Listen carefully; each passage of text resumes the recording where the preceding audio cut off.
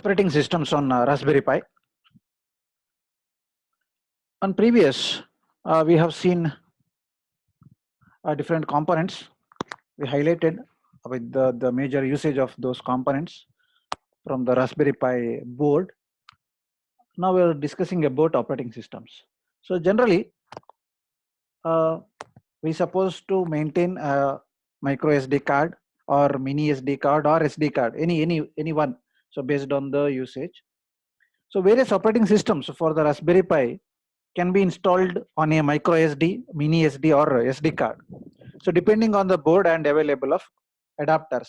So one thing supposed to remember, so right now in the market, according to the availability of Raspberry Pi board, by default we have this micro SD slot. So other than this one micro SD slot, if any other availability based on the adapter, then we can make use of mini SD or SD card as well. So in that micro SD card is supposed to load operating system. You're supposed to buy a new micro SD card and load that micro SD card with any one of the operating systems. So that SD card should have NUBS, new out of the box software. So it is the OS that includes of a variety of operating systems from which you can choose which to or you to choose which to run on your Raspberry Pi setup. So you can download as a firmware, you can download and have this NUBS setup in your micro SD card. So now while installation, during installation, you can select which operating system you wanted to have in your Raspberry Pi setup. So generally right now in the market as third party operating system, we are having around 25 to 30 operating systems we have that supports Raspberry Pi. Rather than instead of having a Arduino kit, so it is well suited with as a small computer or a tiny computer for basic computing operations. So Raspberry Pi is enabled with different third-party enabled operating systems in the market. So around 25 to 30 are available right now in the market, or more than that. So we'll see some of those. We'll have a look after those operating systems, how those operating systems will help us in our Raspberry Pi setup, setting up of Raspberry Pi. The first one is Raspbian. Okay. So this case, so this Raspbian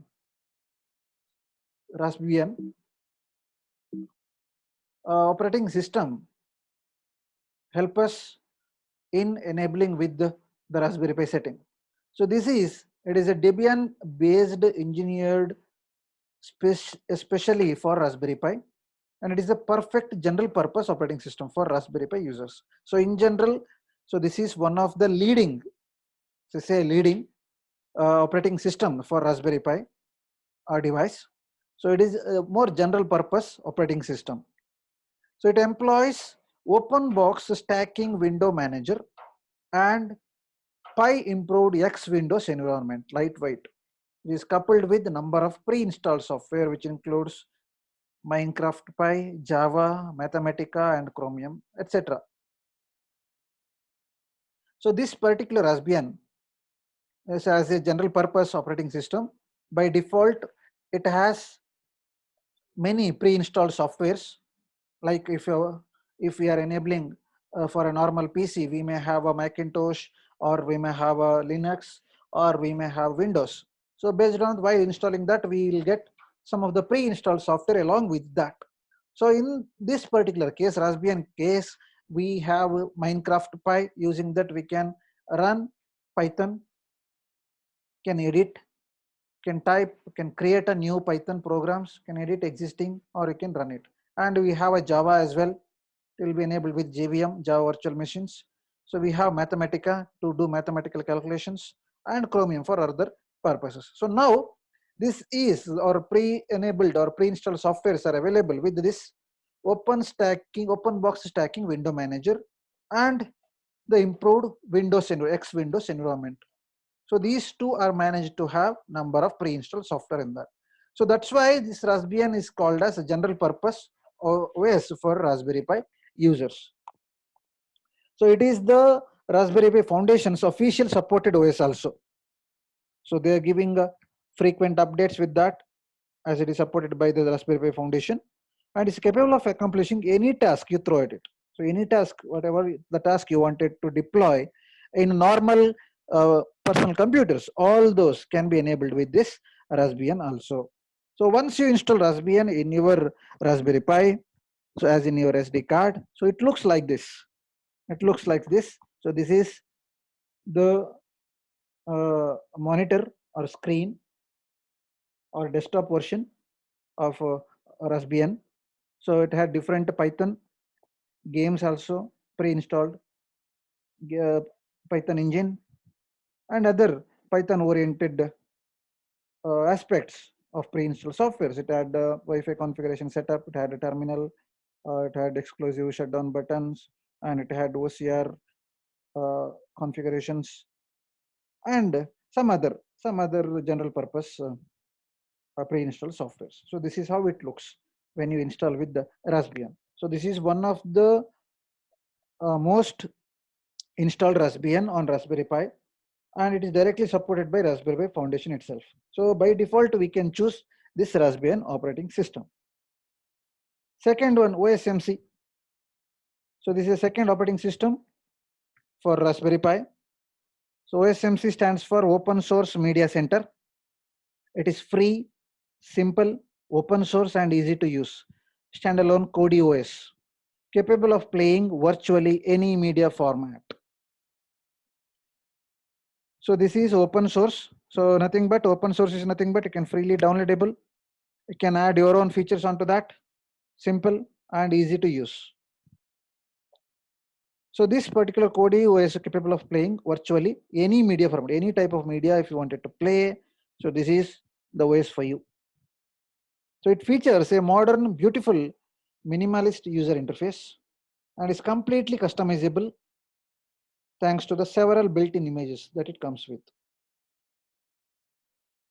So you're supposed to choose this OSMC, Open Source Media Center, if you are running the Raspberry Pi for managing media content.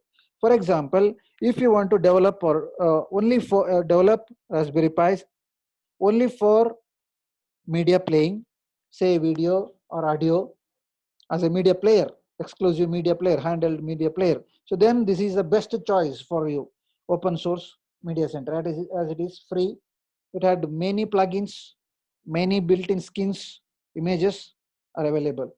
As a very less user interference in between different choose in selecting different playing different medias. So once you install OSMC, it looks like this, a dark color screen with the images, different images related with the particular media and other details or metadata related with the particular media are available like this. This can be suitable if you are making use of Raspberry Pi only as a media player. Next one, OpenELEC. So this is Open Embedded Linux Entertainment Center based out of Linux operating system. It is also called as JOS, Just Enough Operating System. So this OpenELEC, it is a small Linux-based JOS, Just Enough Operating System, developed from scratch to turn PCs into a Kodi media center, to capable of creating a media center. So it has the OpenELEC as a barebone Kodi, as it has fewer customization options and limits access to certain areas. For example, you cannot access command prompt SSH. It is more very complex to customize. So it is a powerful media center that might suit your needs if OSMC doesn't. So depends on if you are not happy with the OSMC, the previous one, you may go with OpenELEC. So this OpenELEC advantage is based on the Linux. This has been created and again it will run different formats of medias. It will play for you and you can have some customization options. So because in the previous case with respect to OSMC, you didn't had many customization options. So here you are given with little more com comfortability in going along with the media, different medias, as it is just enough operating system. Just so this is when you look different media when you load it with your OpenELEC as an operating system for Raspberry Pi. So over here you can see as your screen, you can clearly bifurcate. So please, if you looking after the screen, so here the first one, the based on the media, based on the movies, you can shortlist. You can create different medias under videos, under music, under programs or generators. So many options, customization options are available under this. But when compared with the previous case OSMC, there is no much customization task over here. So here you can clearly list out with the OpenELEC. Moving further, we have a RISC OS. It is again, this RISC OS is again an open source OS which is designed specifically for ARM processors by the creators of the original ARM. So over here, in this case, as we saw the previous two different OSs, that is OpenELEC and OSMC for exclusive for media. So this is specifically for processing. So if you wanted to perform a different processing capability, if you're expecting different processing capability by the Raspberry Pi, then this is the operating system for you. So this RISC OS is a unique open source OS designed specifically for ARM processors by the creators of original ARM. So it is neither related to Linux nor Windows and is being maintained by a dedicated community of volunteers. So in general, this is designed by Acorn Computers Limited by England in 1987. So they later deployed this one for our Raspberry Pi as it is of ARM capability.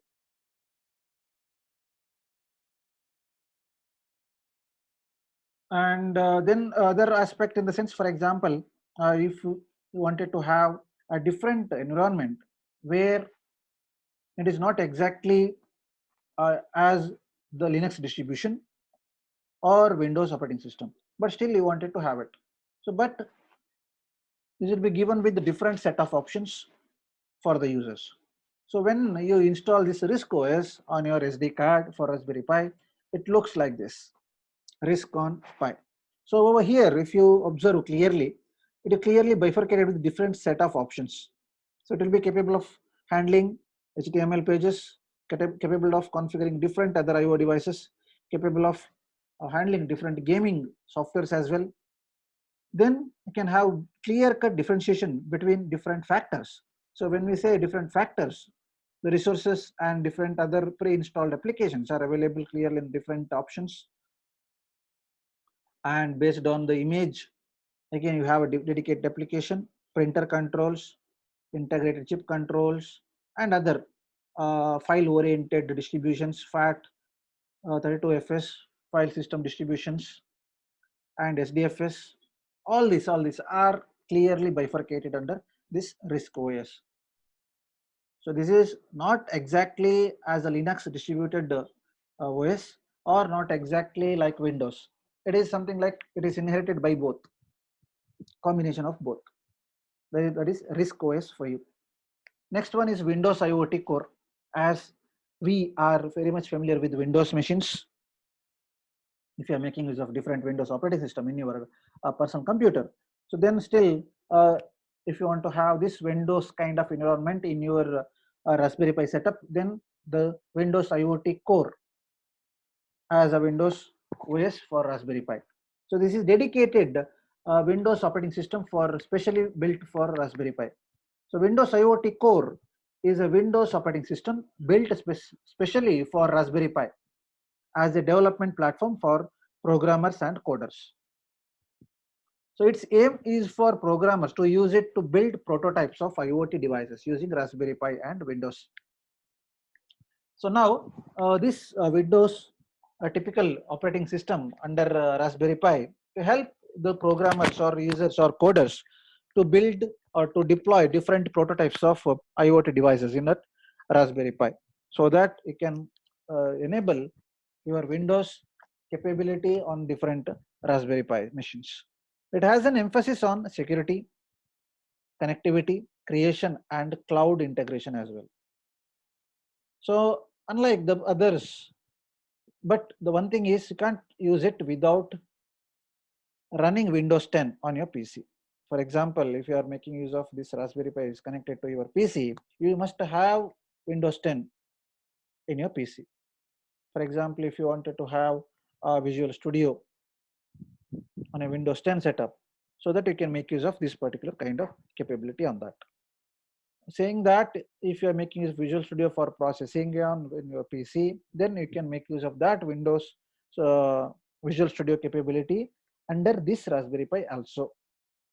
So when you install Windows IoT Core, it looks like this, clear-cut bifurcations, almost a similar type of Windows 10 environment only, separate device informations and CPU usage, memory usage, network usage, all those are clear-cutly differentiated in this IoT Core.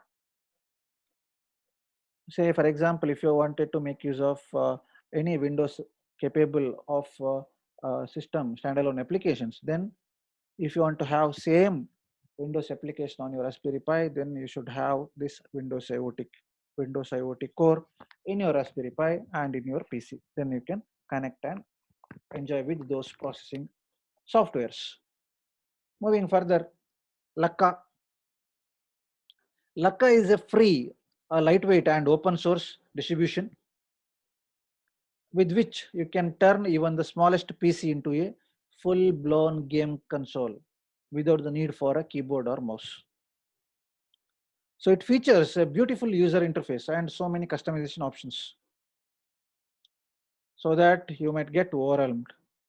It's a PS4 like user interface, brings style to the Raspberry Pi. So pick it if you are a gamer. So if you wanted to have exclusive gaming computer, as you can deploy Raspberry Pi, so then Lakka is for you. So Lakka is an operating system. It is free, lightweight and open source. So this open source distribution has all the capability which is to be set up as a gaming console.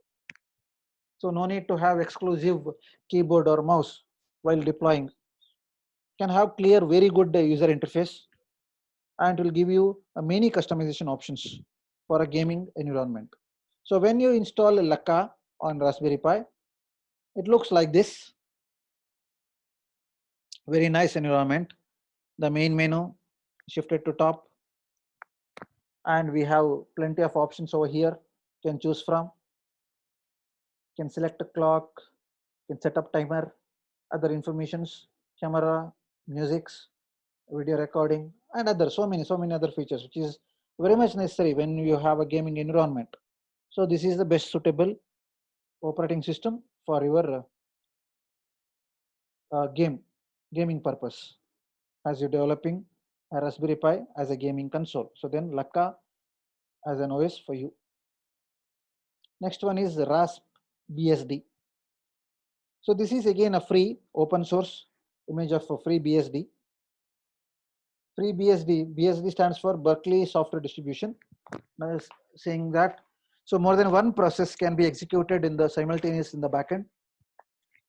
So as RASP BSD, that is BSD for Raspberry Pi, Berkeley Software Distribution. So this is a free and open source image. So it has been pre-configured in 2 images for Raspberry Pi computers. So it is not Linux, but it works in pretty much the same way as a Linux. But we have separate name for that, that is Berkeley Software Distribution. So it is among the world's most broadly used OS today, with its code existing in game consoles. So in most of the gaming consoles like PlayStation 4, PS4 or Mac OS kind of machines, so BSD is normally used because of its multiple parallel programming concepts, so that you can execute number of threads parallelly, number of processes manually. So if you are very much into gaming console, then this is another operating system for you as a Raspberry Pi with the Berkeley software distributions. So when you install BSD on your Raspberry Pi, so something like this environment come up, as you can connect a different keyboard to the USB. So this is the Raspberry Pi board, which is having a case. So case is enabled with these four micro screws fitted with that. So you can connect a USB keyboard, can connect the display as well for a display port also. So then you can have a gaming environment on this. Okay, moving further, RetroPie. So RetroPie is also an open source. It is again Debian based software library. So the first one, Debian based, is Raspbian. This is similar to that RestroPie, but it can give you a gaming environment.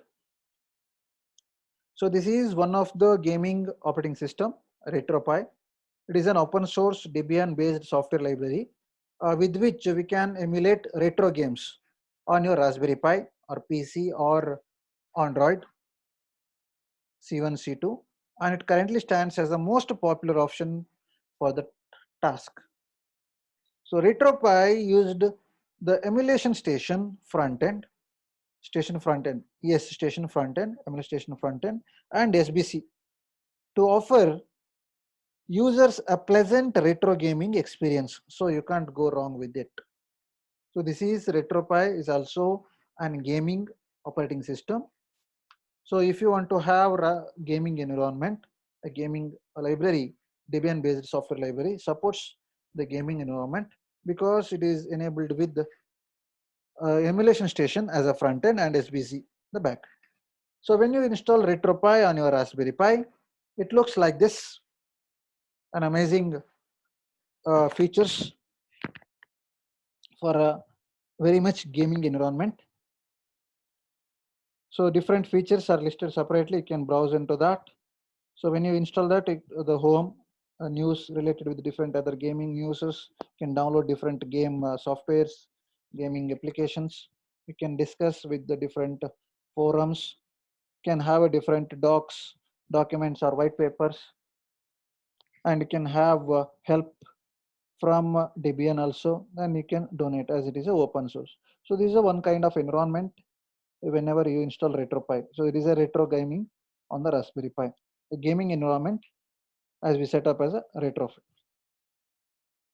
Moving further, Ubuntu Core. So there is a version of Ubuntu designed for Internet of Things applications, a dedicated IoT platform for Raspberry Pi. That is why I am using Ubuntu, designed based on the platform of Ubuntu Core. So Ubuntu is the most popular Linux-based OS in the world with over 20 plus derivatives, and given that it has an active and welcoming forum, it will be easy to get up and running with Ubuntu Snappy Core on your Raspberry Pi. So when you install this Ubuntu-based operating system in our Raspberry Pi environment, it has more derivatives, more options you'll get. You'll have clear-cut backbone as a different forums. We have active forums so that you can discuss for any other deployment related issues. So you can easily run Ubuntu Snappy Core if you are familiar with Ubuntu OS in your PC. So when you install Ubuntu in your Raspberry Pi, it looks like this, almost similar to the Ubuntu platform that we used familiar with in your personal computers. So it gives almost all the criteria that we had in Ubuntu, almost similar criteria with the Ubuntu. Another OS, Linotop. So this Linotop is a secure Raspbian based web kiosk and digital signage player. It is dedicated to professionals with the need to deploy public internet stalls and digital signage solutions using Raspberries. For example, of a particular company provides free internet in public places, for example, railway stations, for example, different malls or different public properties like any traffic junctions or bus stations, railway stations, airports as well. So this is one of the choice if we are able, if we are providing internet facility for the public. So this is one of the operating system for the Raspberry Pi. So this is a web-based kiosk, Raspberry Pi, again Raspberry Pi based web kiosk kind of environment will provide. So this OS is perfect for you. So if you are running hotels, restaurants, shops, city halls, offices, museums, etc. But one thing is supposed to remember, for to use with this, we can only make use of initial versions of Raspberry Pi. Raspberry Pi with the B plus and Raspberry Pi 2 versions. So that is, if you are going to employ a particular Raspberry Pi setup for only for internet facility like public Wi-Fi. So in that case, no need to have dedicated machine for that. Lesser, within a lesser investment, we can have this kind of Raspberry Pi enabled public kiosk, web kiosk, so that we can have in hotel, can have in restaurant, shops, city hall, offices, museums, or wherever the public gathering is. So in that area, we can easily deploy using this Linotop. So the front end looks like this. It is web based. However, web based, when you say web based, it must be enabled with the web page related environment, a web form. So we had general option, installation, network, advanced, and several other options as usual with respect to web or internet is concerned with. So this is Linotop for you. So these are the some of the operating systems that we may make use for our Raspberry Pi. So far we discussed around 10 different operating systems. So not only 10, so we have more than 25 or more than 30 in the market right now. So based on the perspective, based on the particular usage, we can deploy so this individual operating system on a Raspberry Pi. So that is how we can go with, we can select a different operating system, as we have plenty of options, plenty of choices in the market. So based on a particular purpose, for example, for a gaming, for example, only for a media player, for example, for a general purpose, or to deploy public internet facility. So these are the different criteria that we may choose as an or from an operating system for Raspberry Pi. Any clarification on this? Any doubt or any clarification, please get back. Configuring of Raspberry Pi. So once you're ready with the operating system, is installed on our micro SD card or SD card or mini SD card, whatever. So any SD card you can make use. So once you're ready with that, is supposed to configure based on our usage. So here in this particular content, where I have added Raspberry Pi based configuration setup. So that is the first one of the general purpose computing configurations. So based on that, so we are going to discuss that. So first we have a Raspberry Pi. There is Raspberry config. So this is the Raspberry Pi configuration tool in Raspbian. So which allows you to easily enable features such as camera and change your specific settings such as keyboard layout, etc. So in this case, so we can select this particular configuration from the options while after installation of operating system. So using this Raspberry config, we can enable the hardware devices, whatever the hardware devices we already using along with our Raspberry Pi. For example, for the camera interface, if you're connected with the camera module, so that can be enabled or disabled using that. You can, if you are having connected with your speaker, then you can enable speaker output. Mic, if you're connected exclusively, then you can enable that mic also. And then clock related settings. So this is general settings with general features. Clock settings, its skins, different images, and keyboard layout also. The keyboard layout in the sense that based on the keyboard, whatever the keyboard you use on a Raspberry Pi, So based on that layout also you can set up. Say, so this why this keyboard layout specifically added over here is, for example, if you're making use of touchscreen panel as a input device also, then input and output, then the part of touchscreen can be designated or designed in such a way that only keyboard can be accessed on that particular pattern, particular area.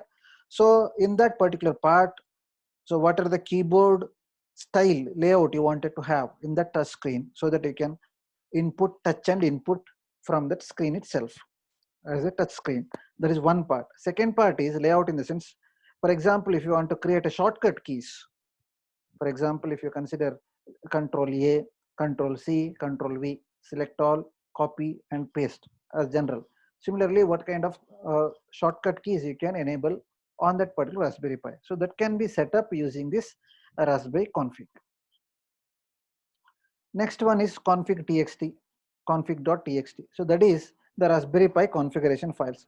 General purpose text files, other text enabled, character enabled, numerics enabled files can be configured using this config.txt.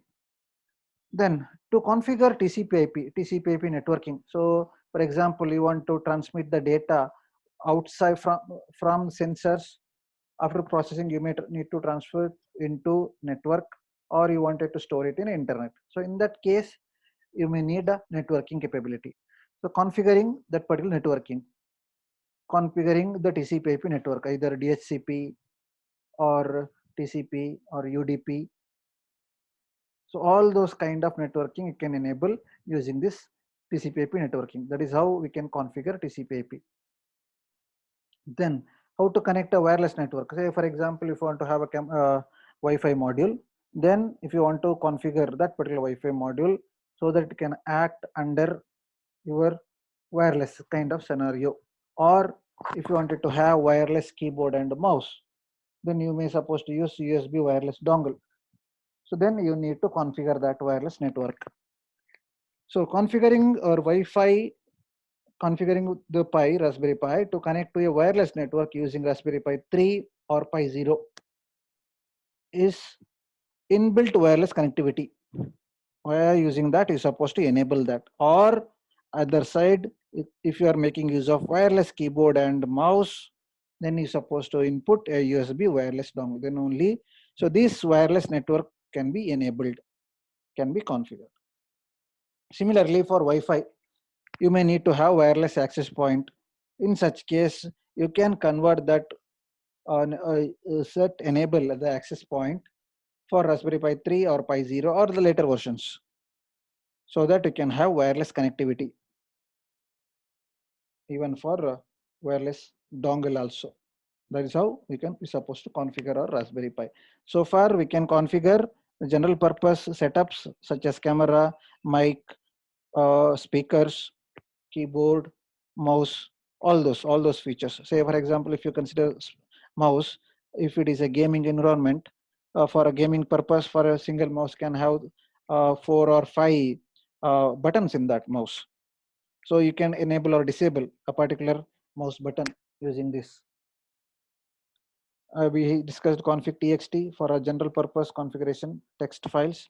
Supposed to have a TCP/IP networking should be enabled for to configure that networking. Then is supposed to deal with this TCP/IP networking capability. We have a wireless network. We have wireless access point configurations. Moving further, we can set up a proxy server. Setting up your Pi to access the internet via a proxy server also we can enable.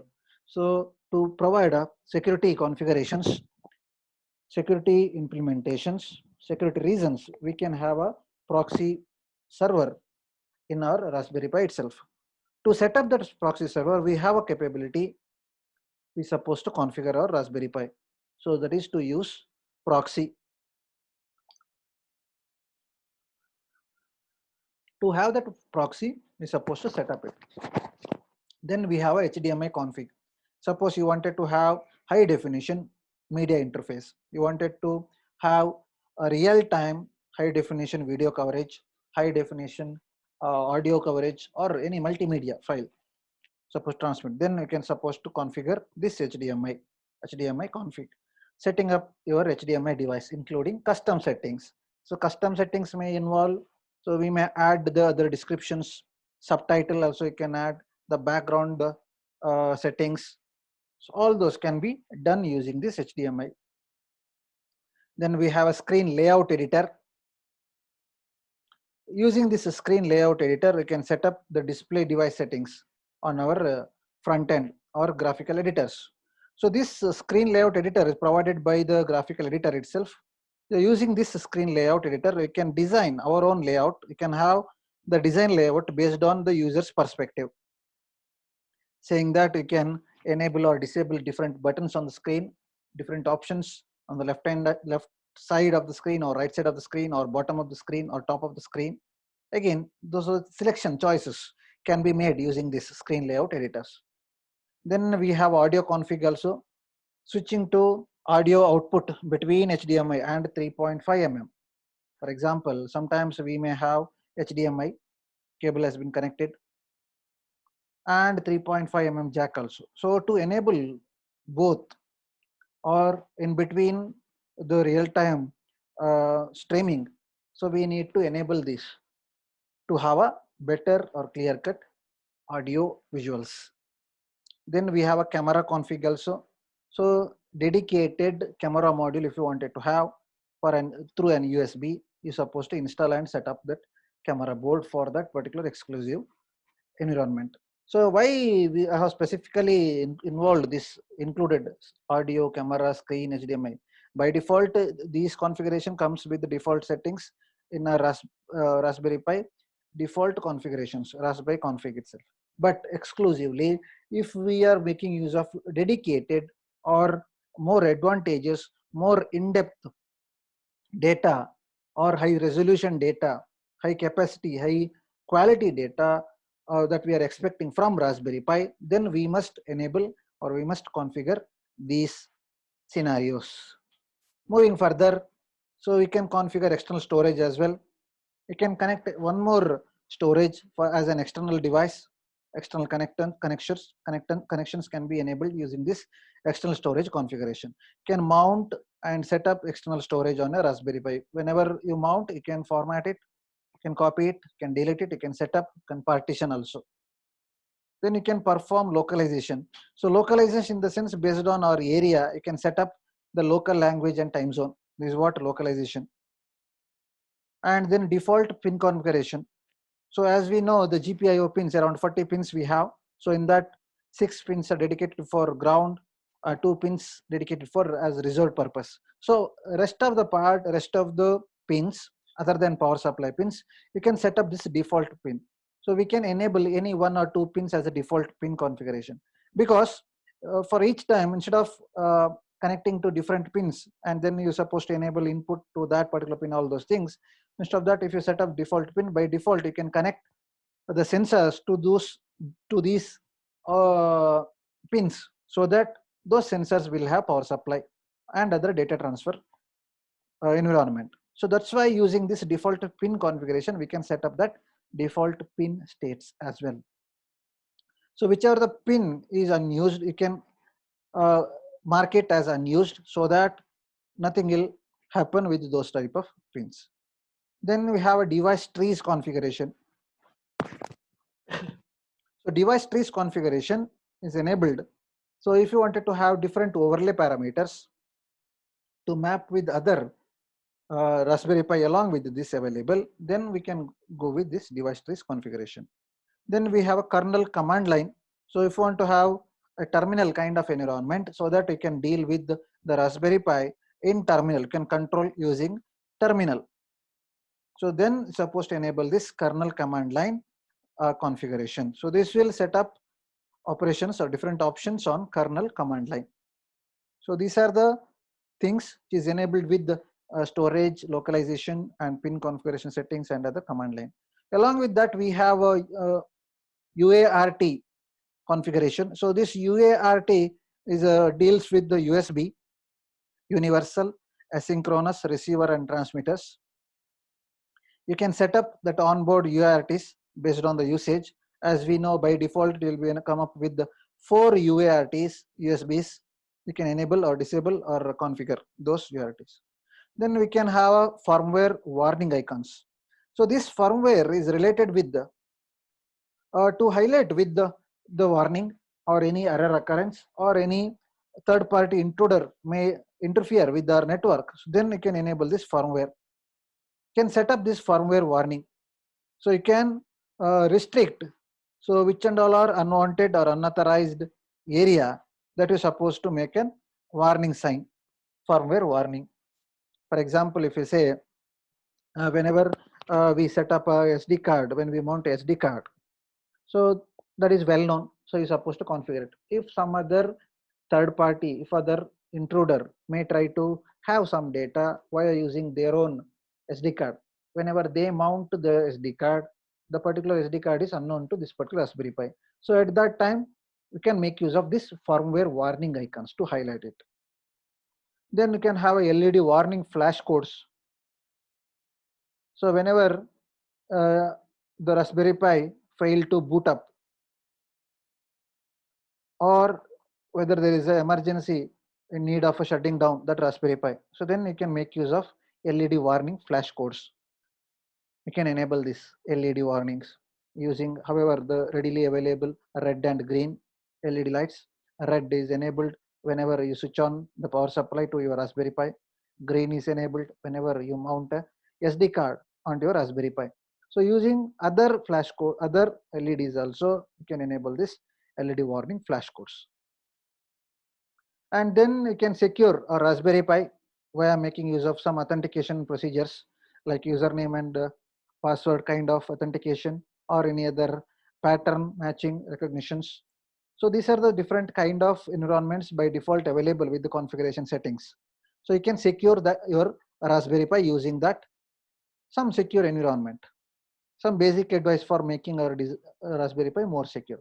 So whenever you select this one, whenever you move to this, automatically the listing of different security patterns are available, security options are available, either username and password, or if you are making use of thumb recognition, then you can go with the fingerprint recognition or iris scanner based on the device, whatever you are going to connect it. Then you can have a screensaver configuration also, configuring the screensaver and screen blanking. Instead of looking after the blank screen, you can have a screensaver. By default screensaver, different images you can set up in the backend, right? So these are the different configurations. Along with that, you can also have a boot folder. So the boot folder configuration is dedicated specifically what it's for and what's in it, the particular boot folder. Say you can have two or more operating system. In this case also, you can have boot folder. So at that time, you can enable your Raspberry Pi based on the setup that you wanted to have in your Raspberry Pi. And then we have a NFS, network file system. So during network or during for other connections providing for other clients or other machines, how they wanted to have those data in our NFS, right? So those things can be configured in this scenario. So okay, these are the different kind of configuration settings that we have when you install a Raspberry Pi. So any clarification on this? So only this configuration is possible when you install your operating system. So after installation, so this configuration setting will follow. So based on our usage, based on our need, we can set up these configurations. So this is one-time configuration as usual.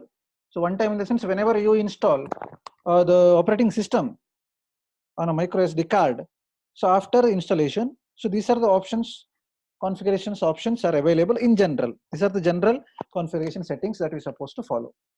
So rest of, say after some time or after one particular usage, you can make use of this configuration setting can be reset once again. You can have that capability again. You can do this particular settings once again. So instead of installing, once again you can change these configuration settings based on the usage, based on your project or research or application. Okay. So any doubt or any clarification on this? Any doubts or any other clarification? So when our device is ready, when our device is prepared for prepared with all the configuration settings, we are supposed to start with the programming. In general, Raspberry Pi supports Python along with the C, Java, or C++ also, and other programming languages you can make use. But exclusively, this is one of the well-established or useful programming language, that is Python. So we can write a different program under this Python environment. As usual, you know very well about the Python as well, as you exclusively studied, but still a little bit coverage with the Python. So Python is a very useful programming language. It has an easy to read syntax and allows programmers to use fewer lines of code than would be possible in languages such as assembly level language, C language, or Java. So now, as we know, the Python as a programming language, it is very useful and very easy to read the syntax because it's supposed to follow its semantics and syntaxes. Clear cut indentation supposed to be followed in this particular case. So without proper indentation and syntax, it is very difficult. So whenever we follow proper indentation and syntax, it is very easy. So other than assembly level language or C or Java, this is very easy to handle with the Python. So it started as a scripting language for Linux initially. Later, the deployment or development, Python programs are similar to shell scripts in that the files contain a series of commands, as we know. So it is a Linux scripting language. Raspbian, the default OS choice for the Raspberry Pi, contains both Python 2 and Python 3. So after configurations, what are the configurations we saw in these slides and all. So after this particular configuration, you're supposed to select from the different menu options, supposed to select which Python version you're supposed to make use, Python 2 or Python 3. So loading a Python should be easy to navigate through menu options. So we'll see how it works, how it looks. Firstly, click the top left Pi icon on the menu bar, then navigate to programming and click Python 3, that is IDE. Okay, we'll see how it looks. So this is the environment now. This is your Raspberry Pi with Raspbian. This is the Raspbian operating system environment. Click on this. Please follow my cursor together. Click on this one, the Raspberry Pi emblem or logo over here. So whenever you click on this one, you have these many options under this: programming, office, internet, games, accessories, help, preferences, run and shutdown. So in this programming, by default, these many programming engine are available in our, these are the default setting available in our Raspberry Pi Raspbian operating system. We have Java IDE, JVM, BlueJ, and Guinea program editing tool, Greenfort Java IDE, then Mathematica, Node-RED, Python 2, Python 3, ideal. This is what we discussed, integrated development environment. IDE stands for integrated development environment. For Python 3 and Python 2, then we have a Scratch 2, then we have a Hat emulator, and again we have Thonny, Python IDE, and Thonny simple mode also, then Wolfram. So these are the different programming environments that is available with the Raspberry Pi. And if you select Office, you have Office editor like a Word, MS Word, or any other normal editors. Have other capabilities like presentations. You have image analyzers, image viewers, all those. You click on internet, different internet browsers are available. Browsers will be loading up different games, built-in games, different accessories, for example, clock, calculators, notepad kind of thing. Then you have different help options. So this help option will give us a different criteria for different help menu is available from the Raspbian. Then preferences are nothing but settings with this. So usually These preferences are deal with Raspberry Pi configuration. So if you want to, whatever I said already, whatever the configuration you wanted to alter for your next experiment or next research, then you can change those preferences. Then you have a run, then you have a shutdown option. So these are the different options under this Raspbian icon, Raspberry Pi icon. Then, so according to that, now right now we are discussing about loading, how to load Python. So select this part, click on this particular option, you'll get this many list. Out of that, select this one, that is for programming. From that, now we are dealing with the Python, as we are trying to write a program under Python. So we'll enable this Python 3, integrated development environment for Python 3. So click on this one, Python 3 ideally. So we'll see what happens.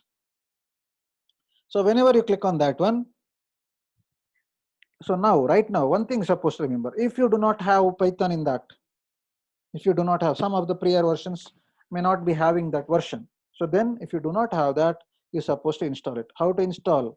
You're supposed to open a terminal window and enter sudo apt-get install Python 3. This is how the Unix command works, right? You're very much familiar with the sudo super user. Using sudo, it gives option for the user to implement or to run a command in a administrator, supervisor, administrator mode, sudo. So after clicking that, you're supposed to give a password, then it will trying to install it. Then when Python 3 loads, the visible window is the shell, which has two main purposes. Either it will give you the Python command or output, input or output. So we'll see how it looks. So whenever the Python 3 is ready, so it is loaded like this. So this is a Python shell as a command prompt.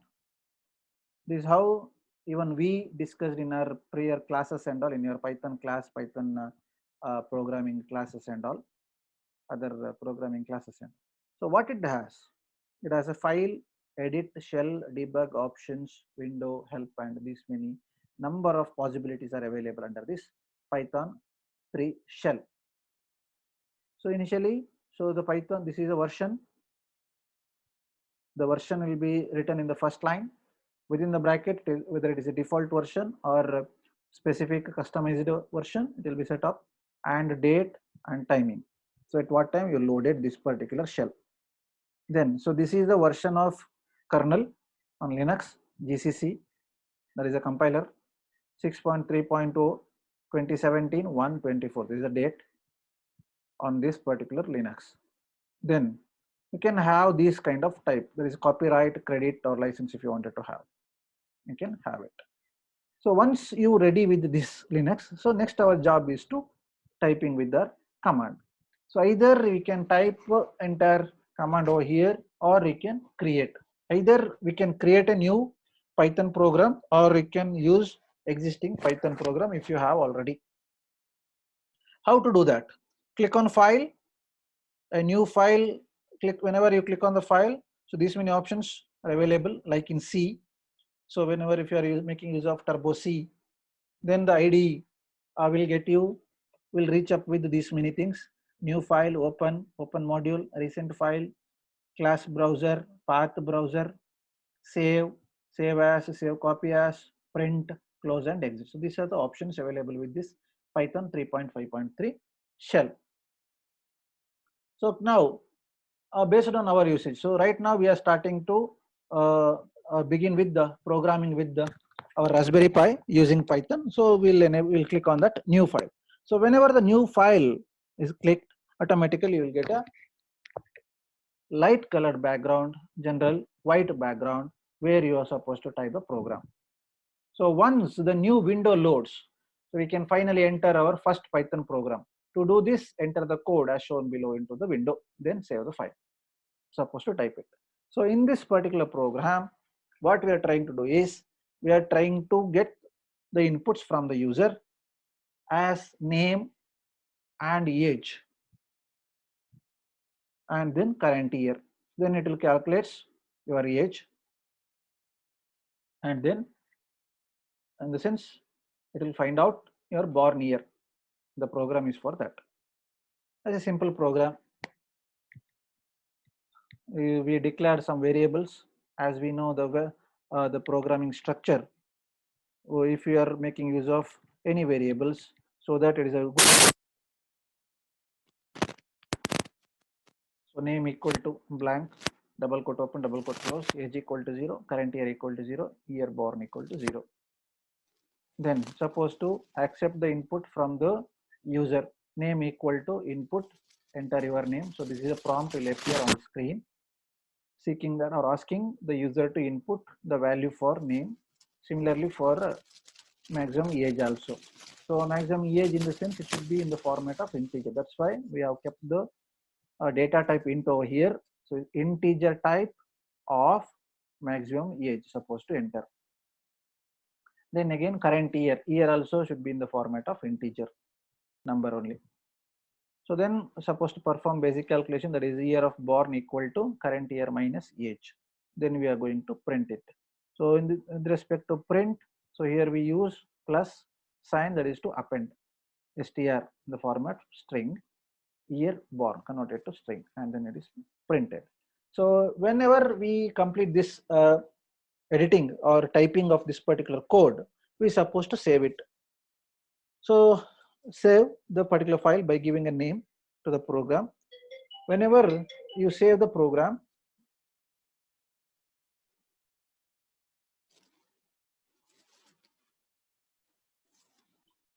when the program is ready after typing, you are supposed to save the file. So once you ready with the save, that is after giving proper name and all, save the file. So once the save is done, then it's time to run the program. So running a Python program can be done in one of the three ways with respect to our Raspberry Pi. So either by pressing F5 on the window with the program to run. So by pressing F5 button in the window itself, or either go to the menu bar and click run, and using Python shell is supposed to run, or run the file via terminal window as an argument for Python. So these are the three possibilities we have according to our Raspberry Pi. So either by pressing F5 you can directly run it, or go to menu and click on run.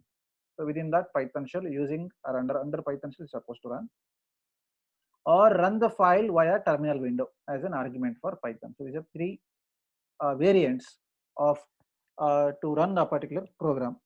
For a easier purpose, right now we are going with the F5 button. Simply press F5 on the window with the code. So once it is pressed, the code should return no errors, and the shell window should prompt for a data. This is what we are expecting as a successful programmer. As you are the successful programmer, as you have written the successful program, proper correct syntax, proper indentation methodology has been adopted, so that we can have no errors when you run. So then we are expecting this particular window. So it is expecting for a result right now. So now once you get this one using shell by pressing F5, so you'll get enter your name. So you're supposed to enter the name, then enter your age. You entered. What is the current year? 2018. So you born in 1993. So this is what we are expecting from our program. So this is how we get the result.